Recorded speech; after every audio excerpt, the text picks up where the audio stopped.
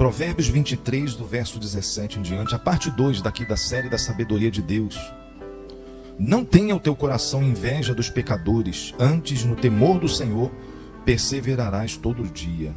Lembrando que a palavra de Deus era, como o salmista disse, é lâmpada para os nossos pés e luz para os nossos caminhos. Então ela nos dá o norte, nos dá a direção, a diretriz, o caminho que devemos trilhar. O que devemos fazer, o que não devemos, o que é errado, o que não é. Isso, obedecendo-a, é o mandamento, a diretriz. Assim como Deus deixou na natureza, não tem curas, bênçãos que vêm através da natureza, das frutas, da alimentação, das árvores, que muitos não conhecemos ainda, né? Ou não é divulgado. Assim também Deus deixou a sua palavra para nos dirigir, para nos orientar. Jesus disse, lá, citou para Satanás, né, o que está escrito lá em Deuteronômio: nem só de pão viverá o homem, mas de toda palavra que procede da boca de Deus. Então ela nos alimenta, ela nos dá vida também, a palavra de Deus. Diga glória a Deus, diga seja bem-vinda a tua palavra. Por isso é importante, né, ouvir aqui no canal da igreja os louvores, também é a palavra de Deus. Mas o momento da mensagem, da pregação, os ensinos, vai nos alimentando, nos fortalecendo, nos ensinando, nos renovando para seguirmos à frente. E a fé, ela é renovada, né? Vem pelo ouvir a palavra de Deus. Está lá no livro de Romanos, aos Romanos. Então não tenha o teu coração inveja dos pecadores. Por que Deus diz isso na sua palavra? Antes no temor do Senhor perseverarás todo dia. Porque todo dia somos tentados a não perseverar e às vezes até invejar os pecadores. Os que está lá, está negando a Deus e parece que está tudo bem. Está tendo prosperidade, aparente prosperidade, né? Parece que vai tudo bem. Não, não tem inveja. Porque, verso 18 diz: porque deveras haverá bom futuro, e não será frustrada a tua esperança. Diga, eu recebo essa promessa em nome de Jesus. A Bíblia toda é um livro de ensino, de mandamentos, também um livro de promessas, profecias e promessas, que se cumpriram, estão se cumprindo e vão se cumprir nas nossas vidas, sobretudo naqueles que creem, buscam. Diga glória a Deus, diga de novo, eu recebo em nome de Jesus. Então, o nosso futuro não será ruim, não será frustrada a nossa esperança. Ouve, filho meu, e ser sábio, guia retamente no caminho teu coração. Então não sejamos tolos, mas venhamos dar ouvido. Tem pessoas que endurecem o coração. Ah não, isso aí é o pastor, isso aí é o marido, é a esposa, é o patrão. Às vezes Deus está usando alguém para falar, para dirigir, e a pessoa rejeita. Não esteja entre os bebedores de vinho, nem entre os comilões de carne. Pastor, mas é pecado beber vinho? É pecado fazer um churrasco, comer carne lá? Não, veja, o verso 21 complementa. Porque o beberrão e o comilão caem em pobreza, viu? O pecado está aí. Em vez da pessoa beber só um pouquinho, ela se torna um beberrão. Em vez de comer só o necessário para alimentar, para ter lá a proteína, para se ajustar no seu organismo, no seu corpo, que já estão querendo acabar, né, no mundo, proibir, fazendo tudo através de química. Mas o excesso, o exagero é que faz mal e que é errado. Lembra que o apóstolo Paulo disse à igreja de Coríntios: todas as coisas me são lícitas, mas nem todas convêm. Todas me são lícitas, mas nem todas edificam. E depois, todas as coisas me são lícitas, mas eu não me deixarei dominar por nenhuma delas. Então até o que não era pecado se torna pecado, porque a pessoa se deixou dominar, porque não convinha ou não ia edificar, e elas colocam o coração. Então os comilões e o beberrão caem em pobreza, e a sonolência vestirá de trapos o homem. Só quer dormir, só descanso. Não, tem que trabalhar, né? Temos que trabalhar. Então essa parte 2 aqui, para o final, nós vamos ouvir mais sobre bebida também, né? Vamos ver o que mais diz. Ouve a teu pai que te gerou, e não desprezes a tua mãe quando vier a envelhecer. Olha aí a sabedoria e o mandamento de Deus. Compra a verdade. Ouve a teu pai que te gerou, e não despreze a tua mãe quando vier a envelhecer. Compra a verdade e não a vendas. Compra a sabedoria, a instrução e o entendimento. Grandemente se regozijará o pai do justo, e quem gerar um sábio nele se alegrará. Diga glória a Deus. Glória a Deus. Verso 25. Alegrem-se teu pai e tua mãe, e regozije-se a que te deu a luz. Dá-me, filho meu, o teu coração, e os teus olhos se agradem dos meus caminhos. Pois cova profunda é a prostituta, poço estreito a alheia. Os caminhos da prostituição, tá vendo? É uma cova profunda, vai levar à morte. Ela, como salteador, como ladrão, se põe a espreitar e multiplica entre os homens os infiéis.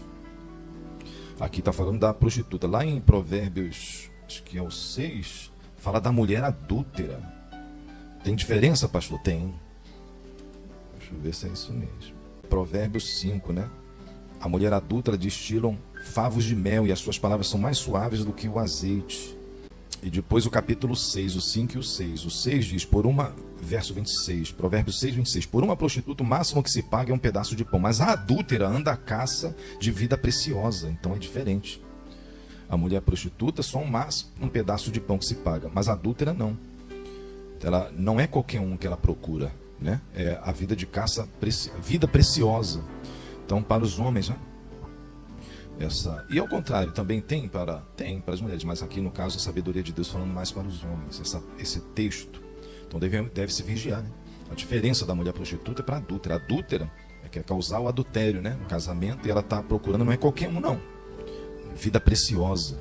Então a gente tem visto aí na internet, porque tem sido revelado, e os que não têm sido, né? Pastores até, líderes de igreja caindo em adultério, por causa disso aqui, que a mulher adúltera não é igual a prostituta, ela procura a vida preciosa. Então Salomão, que na sua sabedoria também caiu, né?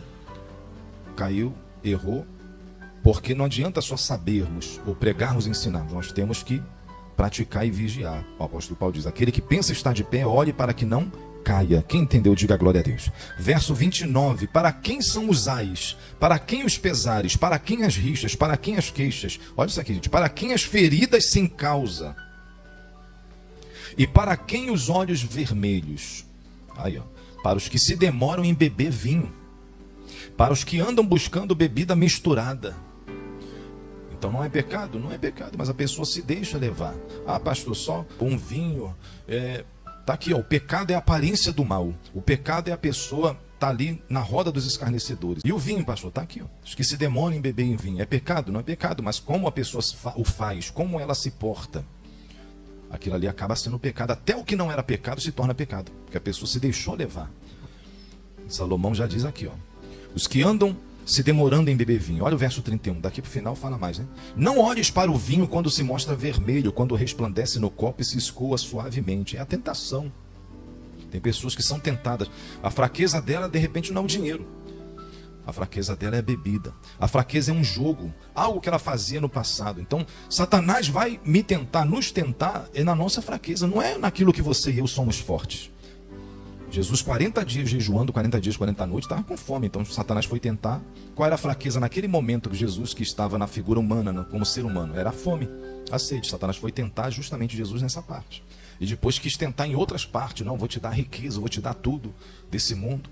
Não foi? Então não olhes. Há um texto da Bíblia que diz, fugir da impureza. Contra o diabo a gente resistir ao diabo, mas a nossa vontade, a nossa carne, a palavra diz, fugir da impureza, fugir da prostituição, fugir dos desejos da mocidade.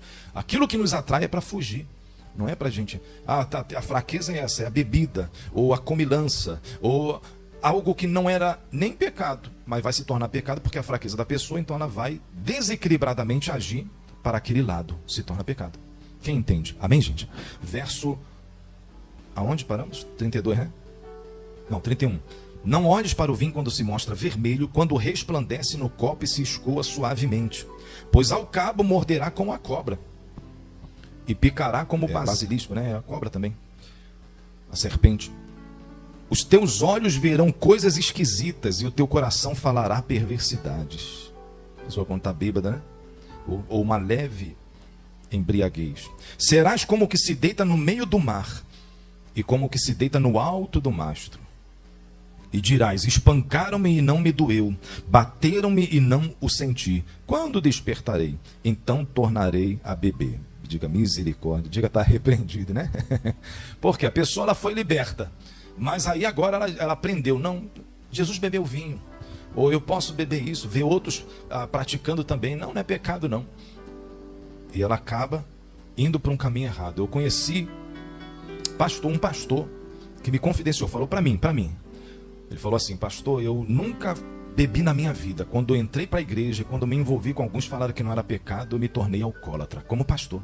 E aí caiu, aí destruiu o casamento, a vida. Ou seja, olha só, dentro da igreja é que ele acabou caindo de novo e voltando às práticas erradas. Então não tem uma proibição, mas tem a sabedoria de Deus que nos ensina. Pessoas que são desequilibradas, pessoas que vão para um caminho. Ah, não, isso aqui não tem problema, não é pecado. Mas não é pecado, não tem proibição, mas ela pode, se é a fraqueza dela, é melhor ela nem encostar. É melhor ela nem brincar, nem falar, nem agir com certas coisas, se é a fraqueza dela. Porque Satanás vai nos tentar justamente na nossa fraqueza. Quem entendeu a palavra, diga glória a Deus.